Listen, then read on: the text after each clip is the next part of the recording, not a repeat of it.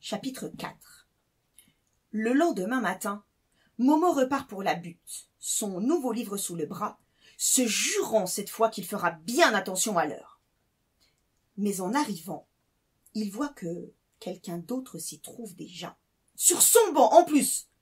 Momo regarde autour de lui. Il n'y a pas d'autre banc.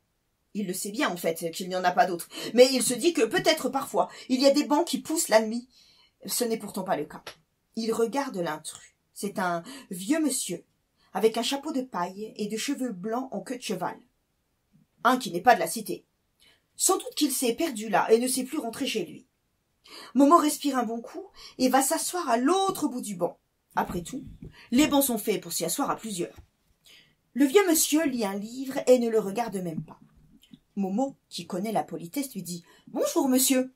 avant de s'asseoir à côté de lui. Mais le vieil homme ne lui répond pas. Momo ne lui en veut pas.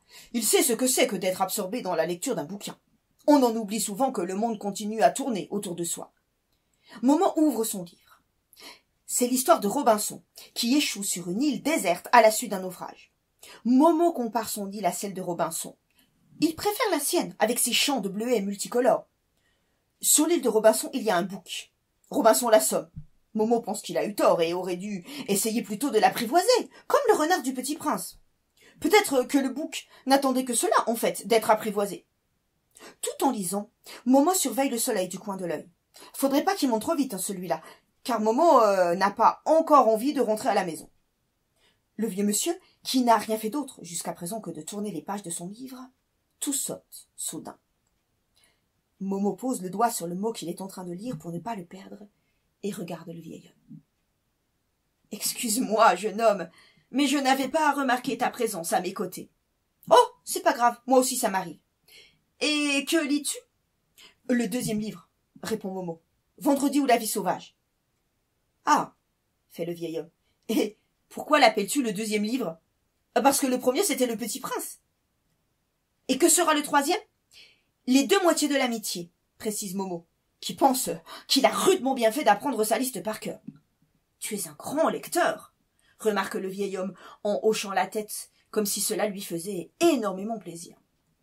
Puis se levant, soulevant son chapeau d'un geste théâtral et s'inclinant légèrement devant Momo, il dit « Monsieur Édouard, ancien instituteur à la retraite pour vous servir, jeune homme. » Et monsieur Édouard tend sa main blanche tavelée à Momo qui se lève à son tour. « Momo, des bleuets, dit-il. »« Enchanté, jeune Momo des bleuets. Que faisons-nous à présent ?» demande alors monsieur Édouard en se rasseyant et faisant signe à Momo d'en faire de même. « Je sais pas, monsieur, » fait Momo. « Parlons littérature, veux-tu » Momo ne répond pas, et il ne sait pas trop ce que cela veut dire, littérature. « Allons-y, poursuit monsieur Édouard. Commençons donc par le Petit Prince. T'es-tu identifié au Petit Prince ?»« Identifié ?» En lisant ce livre, poursuit patiemment monsieur Édouard, vu que c'est un ancien instituteur qui doit avoir l'habitude qu'on ne comprenne pas tous ces mots. T'es-tu senti proche du Petit Prince? En d'autres termes, t'es-tu pris pour lui? Oh non! S'exclame vivement Momo. C'est pas possible ça, hein? J'ai pas du tout la tête qu'il faut. T'en as déjà vu, toi, monsieur Édouard, des petits garçons comme moi avec un nœud papillon et qui ont des têtes de petits princes? Mais parfaitement, mon jeune ami. J'en connais des tas de princes qui ont une tête semblable à la tienne. La couleur des cheveux n'a rien à voir avec la royauté. Vraiment? Demande Momo ébloui. Oui, vraiment, confirme monsieur Édouard. Ne connais-tu pas le roi Faisal d'Arabie? L'émir du Koweït? Le roi de Jordanie? Tiens, il y en a même un qui porte ton prénom, dis donc, le roi Mohamed du Maroc. Qu'il y ait un roi qui porte son nom en entier, Mohamed, alors ça c'est vraiment trop fort. Il n'y a donc plus le moindre obstacle à ce que tu deviennes prince. Prépare-toi, Momo, nous allons immédiatement procéder à ton sacre, proclame alors monsieur Édouard. Il ôte son chapeau, son veston, retrousse les manches de sa chemise et, armé de sa canne et d'un opinel sorti de sa poche, décapite quelques branchages de la haie bien fournie qui marque la limite entre la cité et le reste du monde. « De ceci, dit-il à Momo, nous tresserons ta couronne. » Aussitôt dit, aussitôt fait. De ses doigts habiles d'ancien instituteur à la retraite, monsieur Édouard tresse en quelques instants la même couronne que celle que portait Jules César dans Astérix le Gaulois.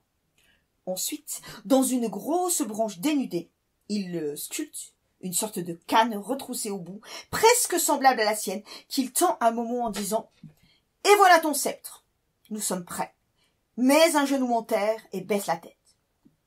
Momo s'exécute sans broncher. Monsieur Édouard remet son veston, son chapeau, et du bout de sa canne il effleure chacune des épaules de Momo en proclamant bien fort. Moi, Édouard, ancien instituteur de la République à la retraite, je te fais, toi, Momo, petit prince des Bleuets. Il lui dépose alors sa couronne tressée sur la tête et lui dit encore. Relevez-vous, Altesse, et que vos volontés soient faites désormais. Je suis votre grand chambellan et humble serviteur. Momo est scié. Jamais il a vu de Français plus ouf que celui-là.